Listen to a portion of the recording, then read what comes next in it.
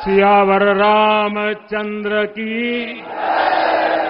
सियावर रामचंद्र की जय सिया राम। उत्तर प्रदेश की राज्यपाल आनंदीबेन पटेल, राष्ट्रीय स्वयंसेवक संघ के परम पूजनीय सरसंघ चालक डॉक्टर मोहन भागवत जी, उत्तर प्रदेश के मुख्यमंत्री योगी आदित्यनाथ जी, श्री राम जन्मभूमि तीर्थ क्षेत्र ट्रस्ट के अध्यक्ष पूज्य महंत नृत्य गोपाल दास जी, पूज्य संत समाज, यहां पधारे सभी भक्तगण, देश और दुनिया से इस ऐतिहासिक पल के साक्षी बन रहे कोटि कोटि राम भक्त, देवी और सज्जनों, आज अयोध्या नगरी भारत की सांस्कृतिक चेतना के एक और उत्कर्ष बिंदु की साक्षी बन रही है। आज संपूर्ण भारत, संपूर्ण विश्व राममय है।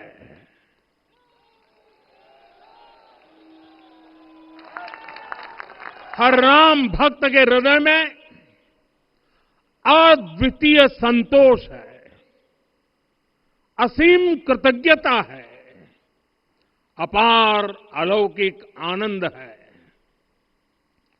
सदियों के घाव भर रहे हैं, सदियों की वेदना आज विराम पा रही है, सदियों का संकल्प आज सिद्धि को प्राप्त हो रहा है। आज उस यज्ञ की पूर्णाहुति है जिसकी अग्नि 500 वर्ष तक प्रज्वलित रही। जो यज्ञ एक पल भी आस्था से डिगा नहीं, एक पल भी विश्वास से टूटा नहीं। आज भगवान श्री राम के गर्भगृह की अनंत ऊर्जा, श्री राम परिवार का दिव्य प्रताप इस धर्म ध्वजा के रूप में इस दिव्यतम भव्यतम मंदिर में प्रतिष्ठापित हुआ है। और साथियों, ये धर्म ध्वजा केवल एक ध्वजा नहीं, ये भारतीय सभ्यता के पुनर्जागरण का ध्वज है। इसका भगवा रंग, इस पर रचित सूर्य वंश की ख्याति, वर्णित ओम शब्द और अंकित कोविदार वृक्ष राम राज्य की कीर्ति को प्रतिरूपित करता है। ये ध्वज संकल्प है, ये ध्वज सफलता है, ये ध्वज संघर्ष से सृजन की गाथा है, ये ध्वज सदियों से चले आ रहे स्वप्नों का साकार स्वरूप है। ये ध्वज संतों की साधना और समाज की सहभागिता की सार्थक परिणति है। साथियों, आने वाली सदियों और सहस्त्र शताब्दियों तक ये धर्म ध्वज प्रभु राम के आदर्शों और सिद्धांतों का उद्घोष करेगा। ये धर्म ध्वज आह्वान करेगा, सत्यमेव जयते नानृतम, यानी जीत सत्य की ही होती है, असत्य की नहीं। ये धर्म ध्वज उद्घोष करेगा, सत्यम एक पदम, ब्रह्म सत्य धर्म प्रतिष्ठित, अर्थात सत्य ही ब्रह्म का स्वरूप है, सत्य में ही धर्म स्थापित है। ये धर्म ध्वज प्रेरणा बनेगा, प्राण जाए पर वचन न जाहि, अर्थात जो कहा जाए वही किया जाए। ये धर्म ध्वज संदेश देगा, कर्म प्रधान विश्व रची राखा, अर्थात विश्व में कर्म और कर्तव्य की प्रधानता हो। ये धर्म ध्वज कामना करेगा, बैर न विग्रह आस न त्रासा, सुखमय ताहि सदा सब आशा, यानी भेदभाव, पीड़ा परेशानी से मुक्ति, समाज में शांति और सुख हो। ये धर्म ध्वज हमें संकल्पित करेगा, नहीं दरिद्र कोउ दुखी न दीना, यानी हम ऐसा समाज बनाएं जहां गरीबी न हो, कोई दुखी या लाचार न हो। साथियों, हमारे ग्रंथों में कहा गया है, आरोपितम ध्वजम दृष्ट्वा ये अभिनंदनित धार्मिका ते अपि सर्वे प्रमुच्यते महापातक कोटि भी, यानी जो लोग किसी कारण मंदिर नहीं आ पाते और दूर से मंदिर के ध्वज को प्रणाम कर लेते हैं, उन्हें भी उतना ही पुण्य मिल जाता है। साथियों, ये धर्म ध्वज भी इस मंदिर के ध्येय का प्रतीक है। ये ध्वज दूर से ही राम लला की जन्मभूमि के दर्शन कराएगा और युगों युगों तक प्रभु श्री राम के आदेशों और प्रेरणाओं को मानव मात्र तक पहुंचाएगा। साथियों, मैं संपूर्ण विश्व के करोड़ों राम भक्तों को इस अविस्मरणीय क्षण की, इस अद्वितीय अवसर की हार्दिक शुभकामनाएं देता हूं। मैं आज उन सभी भक्तों को भी प्रणाम करता हूं, हर उस दानवीर का भी आभार व्यक्त करता हूं जिसने राम मंदिर निर्माण के लिए अपना सहयोग दिया। मैं राम मंदिर के निर्माण से जुड़े हर श्रमवीर, हर कारीगर, हर योजनाकार, हर वास्तुकार, सभी का अभिनंदन करता हूं। साथियों, अयोध्या वह भूमि है जहां आदर्श आचरण में बदलते हैं। यही वह नगरी है जहां श्री श्री राम ने अपना जीवन पथ शुरू किया था। इसी अयोध्या ने संसार को बताया कि एक व्यक्ति कैसे समाज की शक्ति से, उसके संस्कारों से पुरुषोत्तम बनता है। जब श्री राम अयोध्या से वनवास को गए तो वे युवराज राम थे, लेकिन जब लौटे तो मर्यादा पुरुषोत्तम बनकर के आए और उनके मर्यादा पुरुषोत्तम बनने में महर्षि वशिष्ठ का ज्ञान, महर्षि विश्वामित्र की दीक्षा, महर्षि अगस्त्य का मार्गदर्शन, निषाद राज की मित्रता, मां शबरी की ममता, भक्त हनुमान का समर्पण, इन सब की अनगिनत ऐसे लोगों की महत्वपूर्ण भूमिका रही है। साथियों, विकसित भारत बनाने के लिए भी समाज की इसी सामूहिक शक्ति की आवश्यकता है।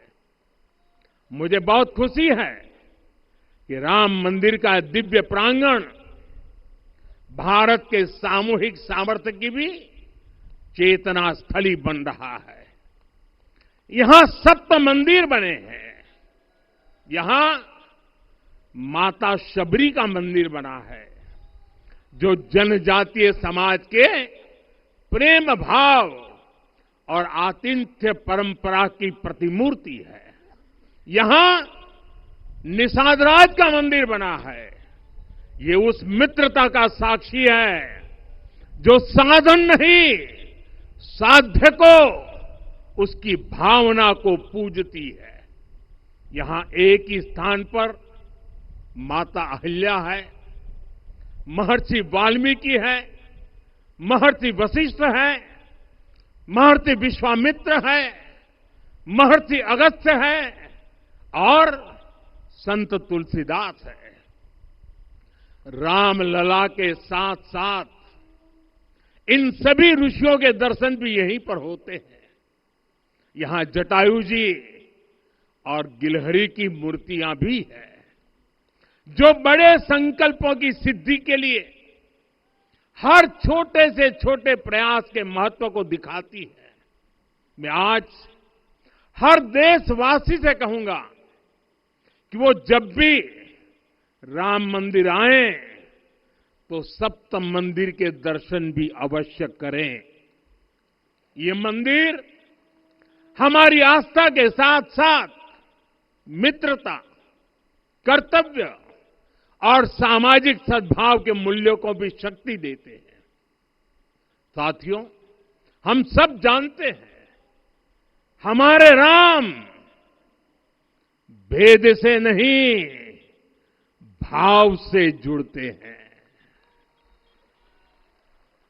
उनके लिए व्यक्ति का कुल नहीं, उसकी भक्ति महत्वपूर्ण है।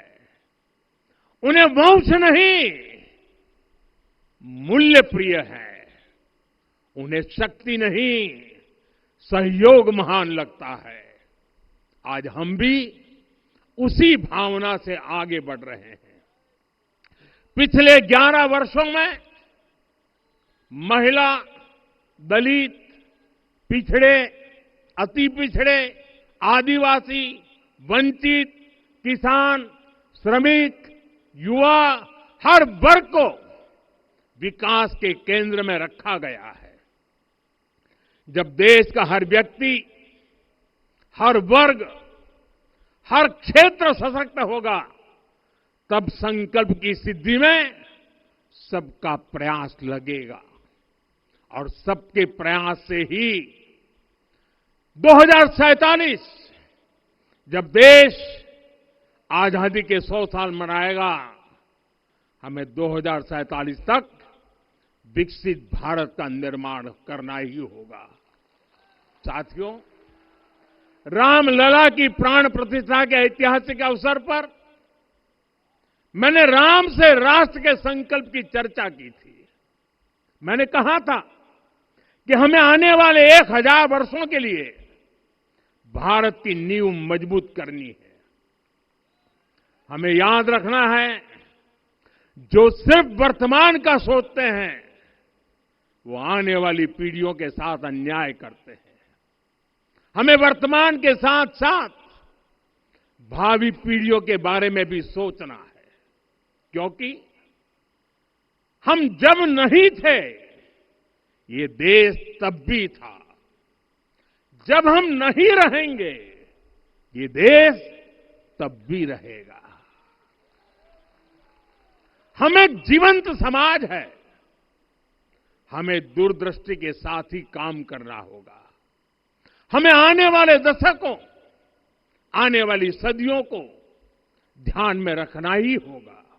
और साथियों, इसके लिए भी हमें प्रभु राम से सीखना होगा। हमें उनके व्यक्तित्व को समझना होगा। हमें उनके व्यवहार को आत्मसात करना होगा।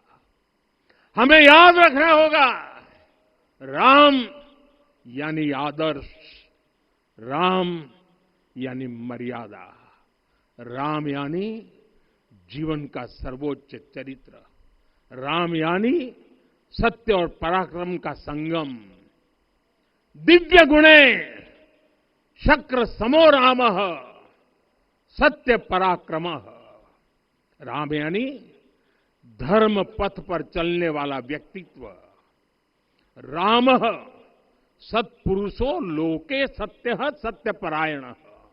राम यानी जनता के सुख को सर्वोपरि रखना। प्रजा सुखत्वे चंद्रस्य। राम यानी धर्म और क्षमा का दरिया। वसुधाया क्षमा गुणे है। राम यानी ज्ञान और विवेक की पराकाष्ठा। बुद्धया बृहस्पते तुल्य। राम यानी कोमलता में दृढ़ता। मृदु पूर्वज भाषते। राम यानी कृतज्ञता का सर्वोच्च उदाहरण। कदाचन नोपकारेण कृति नैकेन तुष्यति। राम यानी श्रेष्ठ संगति का चयन। शिला वृद्धे ज्ञान वृद्धे वयोवृद्धे च सज्जनै। राम यानी विनम्रता में महाबल। वीर्यवान च वीर्येण महता स्वेन विस्मितः।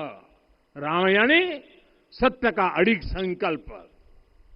न च अनुत्र कथो विद्वान। राम यानी जागरूक, अनुशासित और निष्कपट मन। निस्तिंद्र अपम्रत च स्वदोष परदोषवित। साथियों, राम सिर्फ एक व्यक्ति नहीं, राम एक मूल्य है, एक मर्यादा है, एक दिशा है। अगर भारत को साल 2047 तक विकसित बनाना है, अगर समाज को सामर्थ्यवान बनाना है, तो हमें अपने भीतर राम को जगाना होगा। हमें अपने भीतर के राम की प्राण प्रतिष्ठा करनी होगी। और इस संकल्प के लिए आज से बेहतर दिन और क्या हो सकता है। साथियों, 25 नवंबर का यह ऐतिहासिक दिन अपनी विरासत पर गर्व का एक और अद्भुत क्षण लेकर आया है।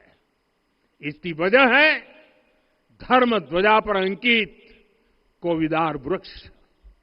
ये कोविदार वृक्ष इस बात का उदाहरण है कि जब हम अपनी जड़ों से कट जाते हैं तो हमारा वैभव इतिहास के पन्नों में दब जाता है। साथियों, जब भरत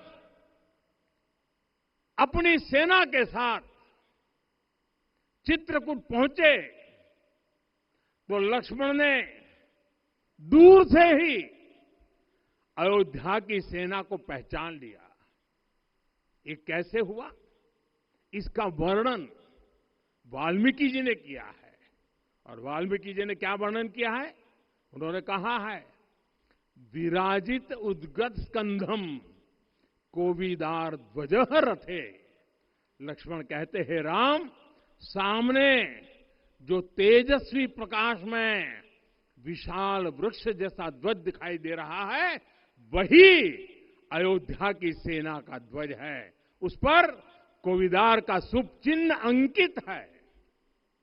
साथियों, आज जब राम मंदिर के प्रांगण में कोविदार फिर से प्रतिष्ठित हो रहा है, यह केवल एक वृक्ष की वापसी नहीं है, यह हमारी स्मृति की वापसी है, हमारी अस्मिता का पुनर्जागरण है, हमारी स्वाभिमानी सभ्यता का पुनः उद्घोष है। कोविदार वृक्ष हमें याद दिलाता है कि जब हम अपनी पहचान भूलते हैं तो हम स्वयं को खो देते हैं, और जब पहचान लौटती है तो राष्ट्र का आत्मविश्वास भी लौट आता है। और इसलिए मैं कहता हूं, देश को आगे बढ़ना है तो अपनी विरासत पर गर्व करना होगा। साथियों, अपनी विरासत पर गर्व के साथ साथ एक और बात भी महत्वपूर्ण है, और वो है गुलामी की मानसिकता से पूरी तरह मुक्ति। आज से 190 साल पहले 190 साल पहले साल 1835 में 1835 में मैकाले नाम के एक अंग्रेज ने भारत को अपनी जड़ों से उखाड़ने के बीज बोए थे। मैकाले ने भारत में मानसिक गुलामी की नींव रखी थी। 10 साल बाद यानी 2035 में उस अपवित्र घटना को 200 वर्ष पूरे हो रहे हैं। कुछ दिन पहले मैंने एक कार्यक्रम में आग्रह किया था कि हमें आने वाले 10 वर्षों तक उस 10 वर्षों का लक्ष्य लेकर चलना है कि भारत को गुलामी की मानसिकता से मुक्त करके रहेंगे। साथियों, सबसे बड़ा दुर्भाग्य यह है कि मैकाले ने जो कुछ सोचा था उसका प्रभाव कहीं व्यापक हुआ। हमें आजादी मिली, लेकिन हीन भावना से मुक्ति नहीं मिली।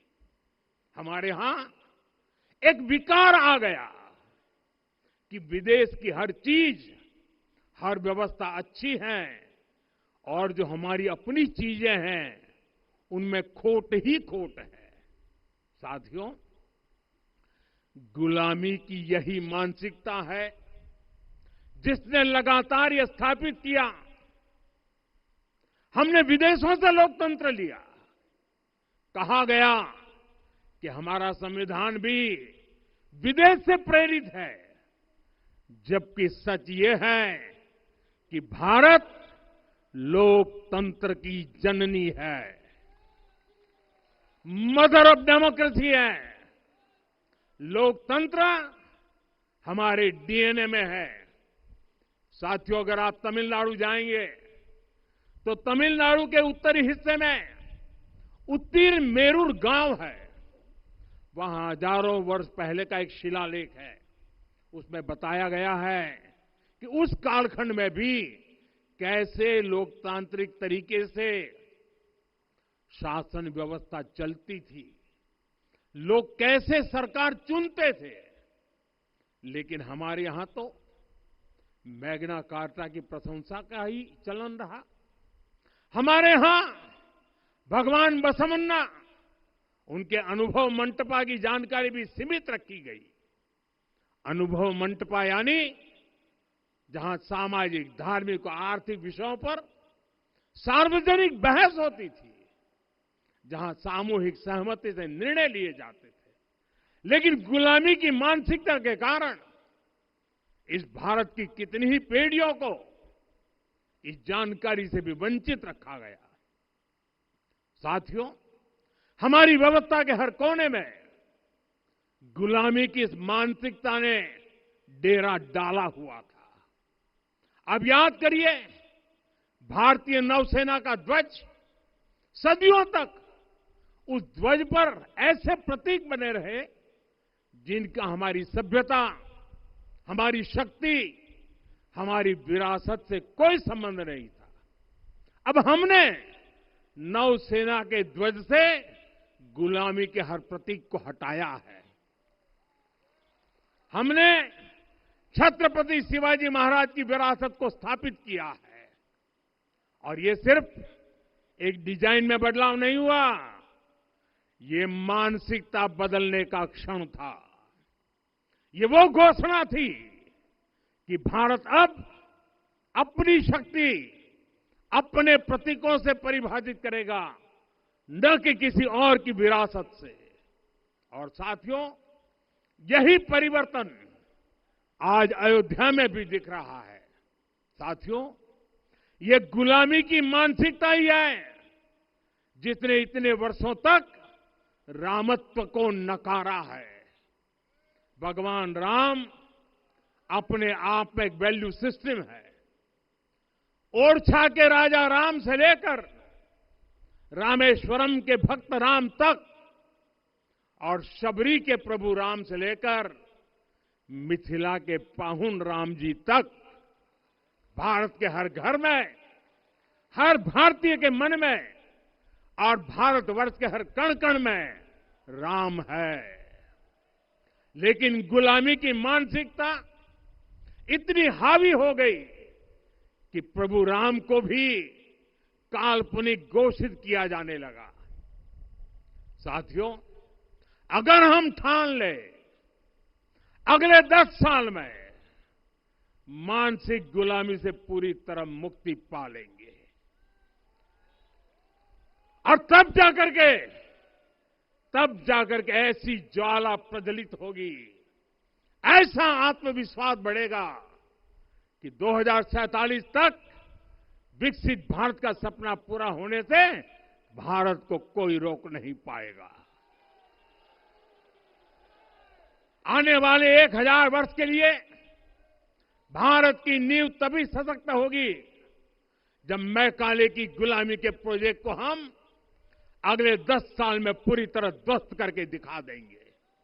साथियों, अयोध्या धाम में रामलला का मंदिर परिसर भव्य से भव्यतम हो रहा है और साथ ही अयोध्या को संवारने का काम लगातार जारी है। आज अयोध्या फिर से वह नगरी बन रही है जो दुनिया के लिए उदाहरण बनेगी। त्रेता युग की अयोध्या ने मानवता को नीति दी। 21वीं सदी की अयोध्या मानवता को विकास का नया मॉडल दे रही है। तब अयोध्या मर्यादा का केंद्र थी, अब अयोध्या विकसित भारत का मेरुदंड बनकर उभर रही है। साथियों, भविष्य की अयोध्या में पौराणिकता और नूतनता का संगम होगा। सरयू जी की अमृत धारा और विकास की धारा एक साथ बहेगी। यहां आध्यात्म और आर्टिफिशियल इंटेलिजेंस दोनों का तालमेल दिखेगा। राम पथ, भक्ति पथ और जन्मभूमि पथ से नई अयोध्या के दर्शन होते हैं। अयोध्या में भव्य एयरपोर्ट है। अयोध्या में आज शानदार रेलवे स्टेशन है। वंदे भारत और अमृत भारत एक्सप्रेस जैसी ट्रेनें अयोध्या को बाकी देश से जोड़ रही हैं। अयोध्या वासियों को सुविधाएं मिले, उनके जीवन में समृद्धि आए, इसके लिए निरंतर काम चल रहा है। साथियों, जब से प्राण प्रतिष्ठा हुई है तब से लेकर आज तक करीब करीब 45 करोड़ श्रद्धालु यहां दर्शन के लिए आ चुके हैं। ये वो पवित्र भूमि है जहां 45 करोड़ लोगों के चरण रज पड़े हैं और इससे अयोध्या और आसपास के लोगों की आय में आर्थिक परिवर्तन आया है, वृद्धि हुई है। कभी अयोध्या विकास के पैमानों में बहुत पीछे थी, आज अयोध्या नगरी यूपी के अग्रणी शहरों में से एक बन रही है। साथियों, 21वीं सदी का आने वाला समय बहुत महत्वपूर्ण है। आजादी के बाद के 70 साल में भारत विश्व की 11वीं सबसे बड़ी अर्थव्यवस्था बना। 70 साल में 11वीं। लेकिन पिछले 11 साल में ही भारत विश्व की 5वीं सबसे बड़ी अर्थव्यवस्था बन चुका है। और वो दिन दूर नहीं जब भारत विश्व की 3री सबसे बड़ी अर्थव्यवस्था भी बन जाएगा। आने वाला समय नए अवसरों का है, नई संभावनाओं का है और इस अहम कालखंड में भी भगवान राम के विचार ही हमारी प्रेरणा बनेंगे। जब श्री राम के सामने रावण विजय जैसा विशाल लक्ष्य था, तब उन्होंने कहा था, सौरज धीरज ते ही रथ चाका, सत्यशील दृढ़ ध्वज पताका। बल विवेक दम परहित गोरे, क्षमा कृपा समता रजु जोरे। यानी रावण पर विजय पाने के लिए जो रथ चाहिए, शौर्य और धैर्य उसके पहिए हैं, उसकी ध्वजा सत्य और अच्छे आचरण की है, बल विवेक संयम और परोपकार इस रथ के घोड़े हैं, लगाम के रूप में क्षमा दया और समता है जो रथ को सही दिशा में रखते हैं।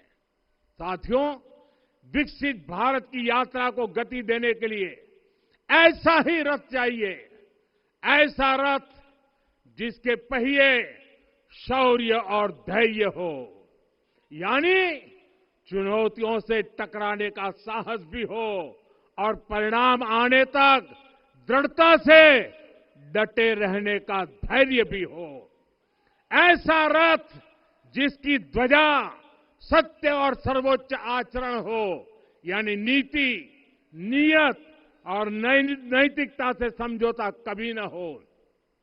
ऐसा रथ जिसके घोड़े बल विवेक संयम और परोपकार हो, यानी शक्ति भी हो बुद्धि भी हो अनुशासन भी हो और दूसरों के हित का भाव भी हो। ऐसा रथ जिसकी लगाम क्षमा करुणा और संभाव हो, यानी जहां सफलता का अहंकार नहीं और असफलता में भी दूसरों के प्रति सम्मान बना रहे। और इसलिए मैं आदरपूर्वक कहता हूं, ये पल कंधे से कंधा मिलाने का है, ये पल गति बढ़ाने का है। हमें वो भारत बनाना है जो राम राज्य से प्रेरित हो, और ये तभी संभव है जब स्वयं हित से पहले देश हित होगा, जब राष्ट्र हित सर्वोपरि रहेगा। एक बार फिर आप सभी को बहुत बहुत शुभकामनाएं देता हूं। जय सिया राम, जय सिया राम, जय सिया राम।